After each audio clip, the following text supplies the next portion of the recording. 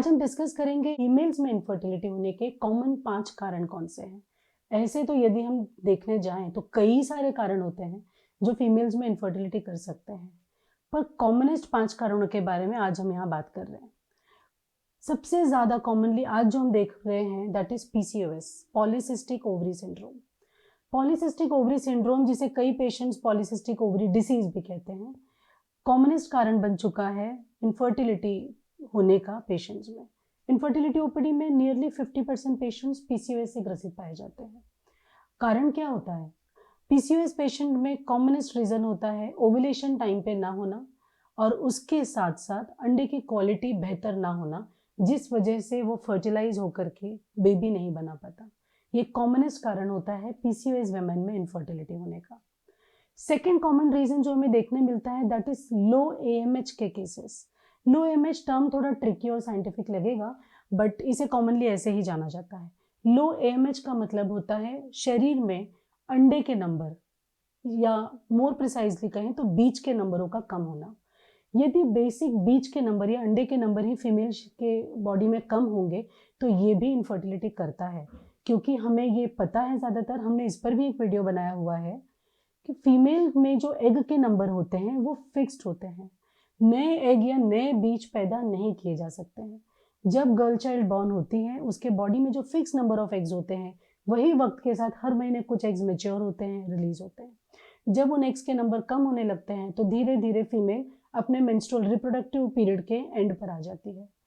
तो लो एमएच का मतलब है अंडे के नंबर शरीर में कम पाया जाना। जैसे जैसे अंडे के नंबर कम होते जाएंगे अंडे की क्वालिटी भी अफेक्ट होने लगती है, जिस वजह से कई पेशेंट्स इनफर्टिलिटी से ग्रसित होने लगते हैं। तीसरा कॉमन कारण जो हम पाते हैं दैट इज एंडोमेट्रियोसिस।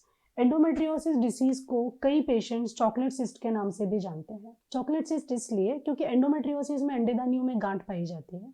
इन गांठों में कुछ ब्राउन कलर का मटेरियल भरा होता है जो काफ़ी ज़्यादा चॉकलेट की तरह दिखता है, इसीलिए साइंटिफिकली भी ये वर्ड इसे चॉकलेट सिस्ट दिया गया है। जिन पेशेंट्स में एंडोमेट्रियोसिस है उन पेशेंट्स में बढ़ते समय के साथ एग नंबर्स फॉल होने लगते हैं। उसके अलावा अंडे की क्वालिटी में भी काफ़ी फर्क पड़ता है, और इसके अलावा बॉडी के अंदर ट्यूब्स एंड ओवरीज में चिपकन भी पैदा हो जाती है, जिसे मेडिकल लैंग्वेज में हम अडेशंस कहते हैं। चिपकन पैदा होने की वजह से रिलीज हुआ एग कई बार गर्भ में पहुंच नहीं पाता, या कई बार एग रिलीज ही नहीं हो पाता, सिस्ट में कन्वर्ट हो जाता है। सो ये है तीसरा कॉमन कारण जो है एंडोमेट्रियोसिस। चौथा कॉमन कारण की तरफ हम जाएंगे, वो है फेलोपियन ट्यूब्स में ब्लॉकेज। फेलोपियन ट्यूब्स गर्भ के दोनों तरफ पाई जाती हैं।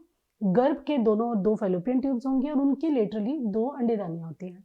तो इन अंडेदानियों में अंडा बनता है, रिलीज होता है, फेलोपियन ट्यूब के रास्ते से गर्भ में आता है।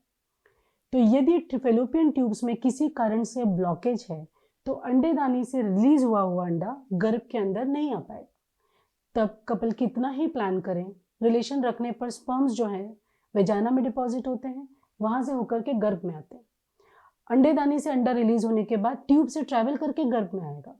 तो यदि ट्यूब में ब्लॉकेज होगा तो एग ट्रैवल करके गर्भ की तरफ नहीं पहुंच पाएगा और इनफर्टिलिटी का कारण बनेगा।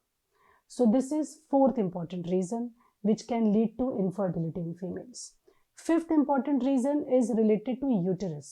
Over the time it has been seen, me as a fertility consultant when I am regularly doing patients का scan, जब हम transvaginal sonography करते हैं, इवन मैं ये देख रही हूँ कि वक्त के साथ हमें ज़्यादा एडिनोमायोसिस के केसेस देखने मिल रहे हैं।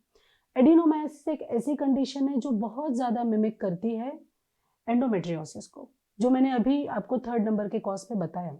एंडोमेट्रियोसिस में अंडेदानी में गांठें पाई जाती हैं। इसी तरह की छोटी छोटी सिस्टिक गांठें बहुत ही माइक्रो अमाउंट में बहुत सारे गर्भ की दीवारों में पाई जाती हैं।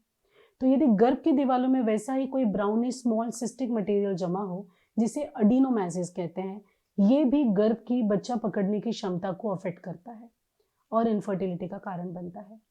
तो ये थे 5 कॉमन कारण इनफर्टिलिटी के, जो हम रूटीन अपनी इनफर्टिलिटी ओपीडी में जानते हैं, पाते हैं। और भी कई कारण होते हैं जिसके डिटेल्स में हम इन वीडियोस में नहीं जा रहे हैं, डेफिनेटली उन पर हम बाद में वीडियो ज़रूर बनाएंगे।